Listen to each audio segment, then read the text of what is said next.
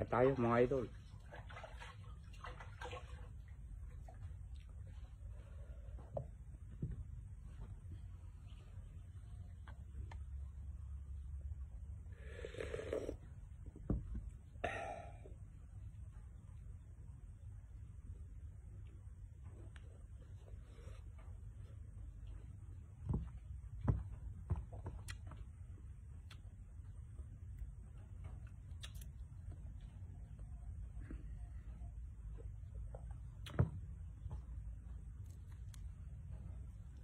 Kailan kaya magpipetisyon ng mga tao rito para maisara ang poultry dyan?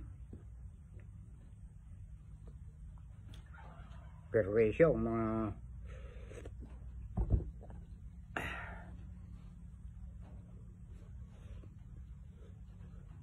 balita ko parang nagkakalagayan ng manok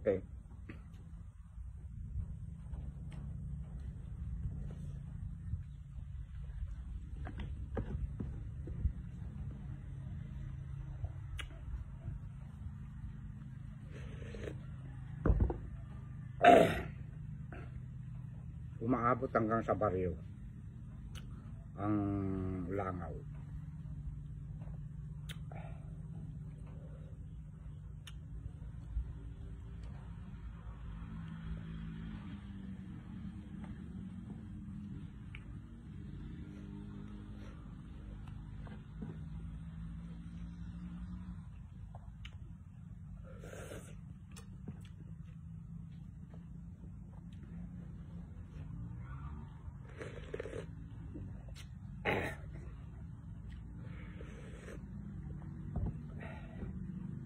Sarap.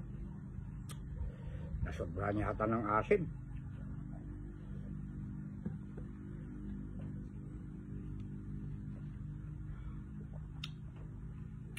Inalis ko yung bituka at saka hasang.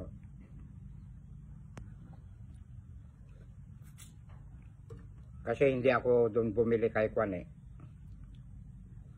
Mark Paclaon, shout out sa'yo idol. Malilinis ang mga tilapia niya ron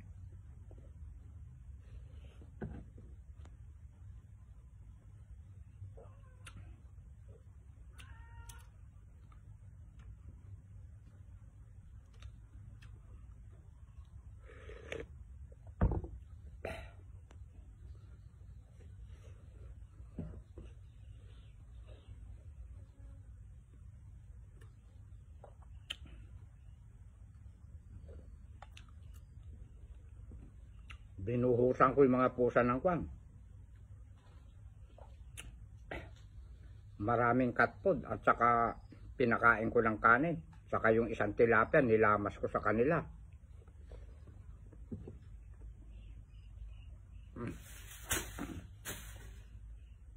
Nakahanda itong walis. Takot sila sa kalampag ng walis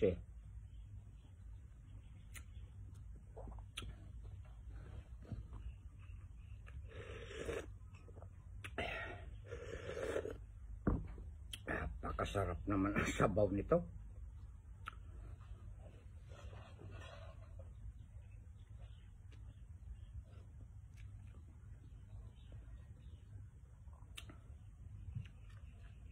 Ay siya nga pala.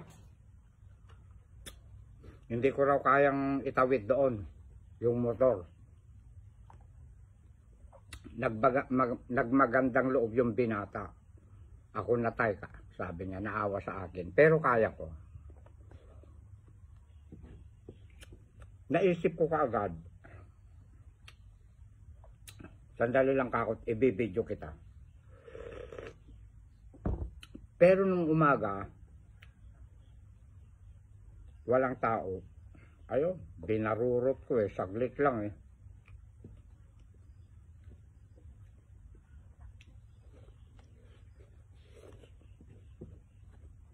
Noong araw nung nangungontrata ako sa Cavite, sa may parteng Imos, nakalimutan ko na kung anong subdivision yun. Pagmamay-ari ng Bontok.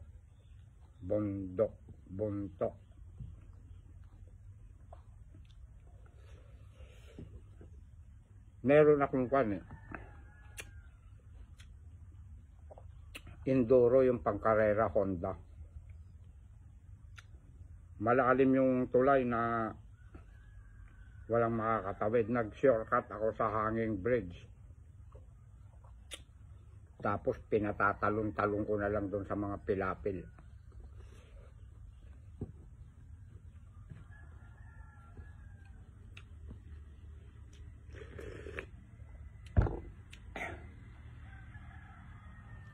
Marunong tayong magmotor.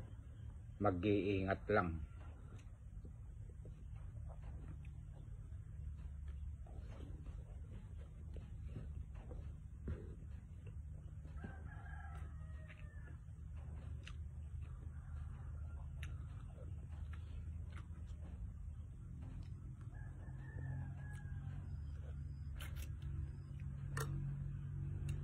Kwan na pinatag na ngayon na naman para makaraan yung mga may sidecar.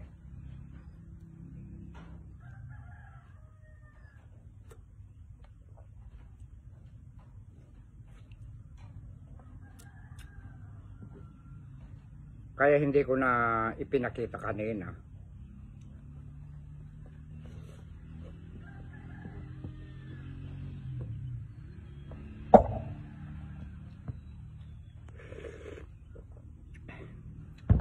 May nagko-comment na kwan. Ikukwento ko raw yung buhay-buhay namin noon. Masalimuot mga idol. Talagang sadyang lumaki kaming mahihirap. Sanay kami sa mga gulay-gulay.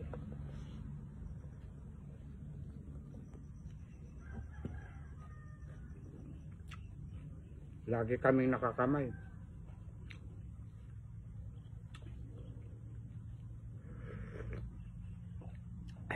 Mga anak, magsipaghugas na kayo ng kamay at kakain na tayo. Sagana kami sa ulam. Isda. Ayaw na namin ng gano ang kwan eh. Manok na native nung araw. Magtitinda ng mamang namin eh. Ipapalit lang ng kwan eh. Sardinas. Galunggong, ganyan, bangus. Pero marami kaming isda nun. Dalag, native na yung sito.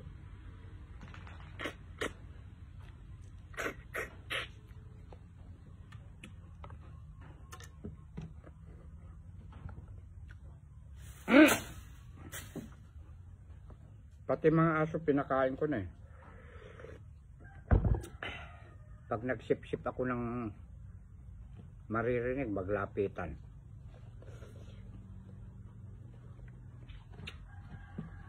Nung maliliit kami noon, sama-sama kaming kakain.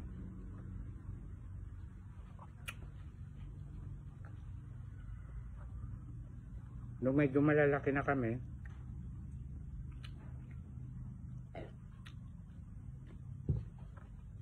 nagkukutsara na kami paminsan-minsan.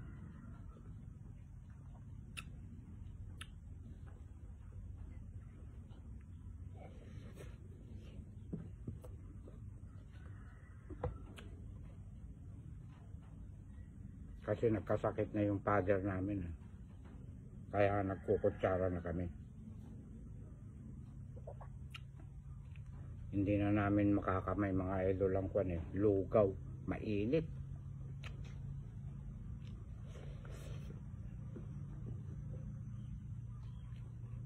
Kaya bata pa lang ako, marami akong natutunan na trabaho na. Nakikipagtanim kaya ako ng kwan? Palay arawan. Yung mga matatanda, 5 piso. Yung mga bata, 4. Eh, magaling ako magtanim. Tayong-tayo pa yung tanim ko, hindi nakahiga. Nalalagpasan ko pa yung mga matatanda na 5 piso ang upa.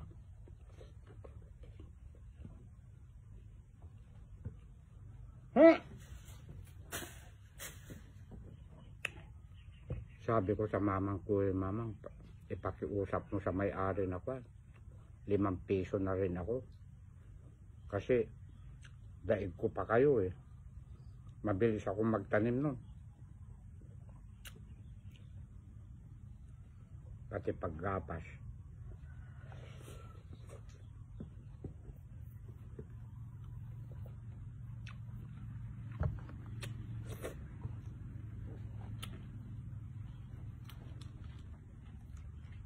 Ako ang panganay na lalaki.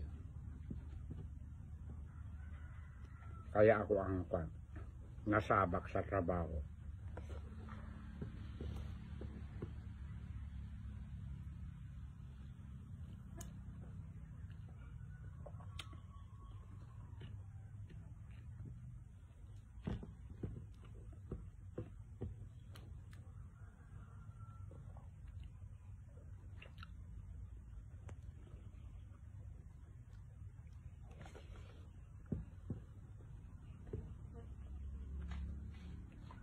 Napalaki kami ng aming mga magulang na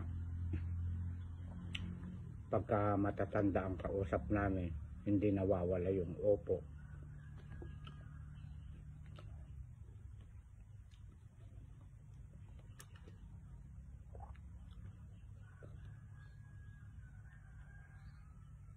Pero ngayon may mga ibang bata ngayon. May mga bata ngayon na pagka nakikipag-usap sa iyo eh, parang bata na rin ikaw na matanda. Hindi ko nilalahat ha.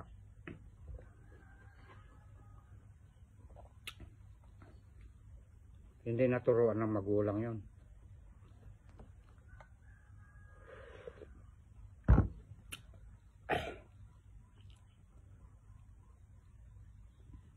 Taglainan niya yon hanggang paglaki. Hindi naturuan ng magulang eh.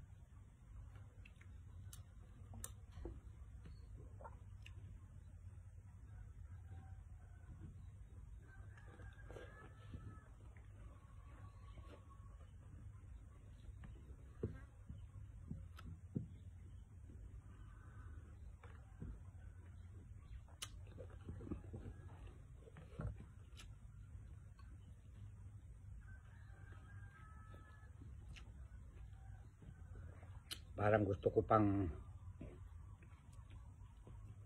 pumala konti ah. Kaya lang mahaba na oras. Papala pa ako isang pala. Nabitin ako. Pero kata. I love you all.